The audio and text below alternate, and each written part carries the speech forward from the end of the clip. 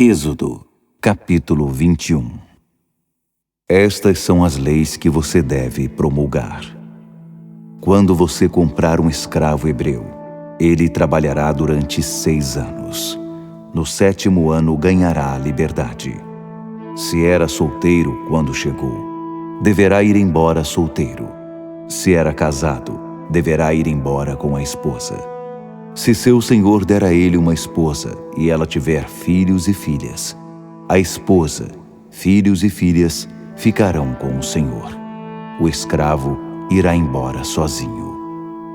Mas se o escravo disser: amo meu senhor, minha esposa e meus filhos, não quero minha liberdade, então seu senhor deverá apresentá-lo a Deus e furar a orelha do escravo com uma agulha grossa contra uma porta ou um batente, como sinal de que ele agora será escravo por toda a vida.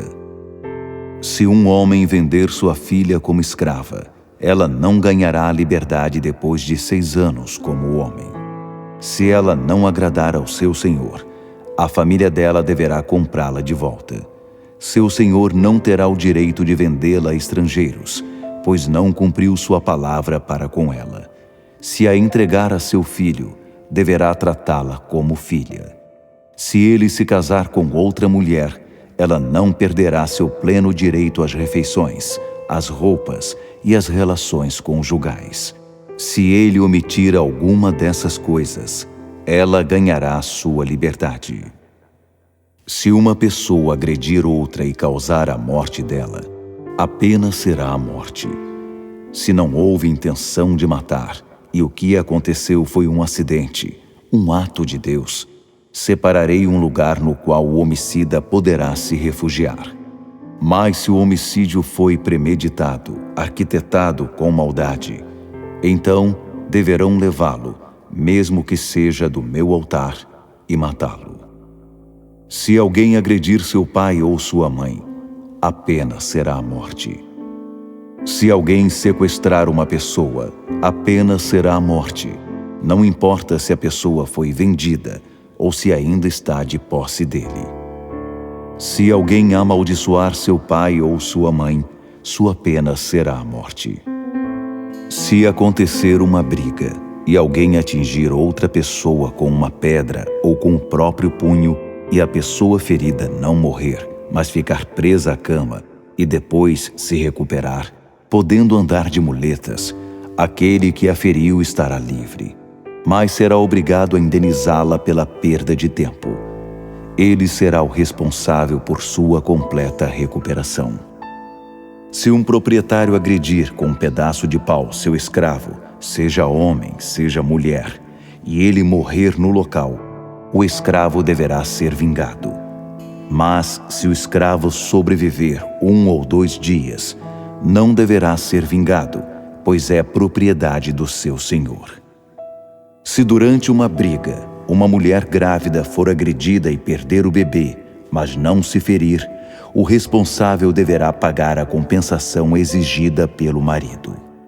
Mas, se houver outro ferimento, vocês deverão dar vida por vida, olho por olho, dente por dente, mão por mão, pé por pé, queimadura por queimadura, ferida por ferida, machucado por machucado. Se o proprietário ferir o olho de um escravo ou escrava, causando cegueira, deverá dar a ele ou a ela a liberdade por causa do olho. Se quebrar o dente de um escravo ou escrava, a liberdade terá de ser concedida por causa do dente. Se um boi chifrar um homem ou mulher até a morte, o boi será apedrejado. A carne não será consumida, mas o proprietário do boi sairá livre. Mas se o boi era conhecido por suas chifradas, e seu dono, mesmo sabendo disso, não tiver tomado nenhuma providência para evitar a situação, e o boi matar um homem ou mulher, o boi será apedrejado, e o dono condenado à morte. Se for aceito o pagamento de um resgate em vez da morte, ele deverá pagar integralmente, como se fosse um resgate por sua vida. O mesmo julgamento se aplica no caso de um filho ou filha que tenha sofrido o ataque do boi. Se o boi chifrar um escravo ou uma escrava, deverão ser pagos 30 siclos de prata ao senhor do escravo, e o boi será apedrejado.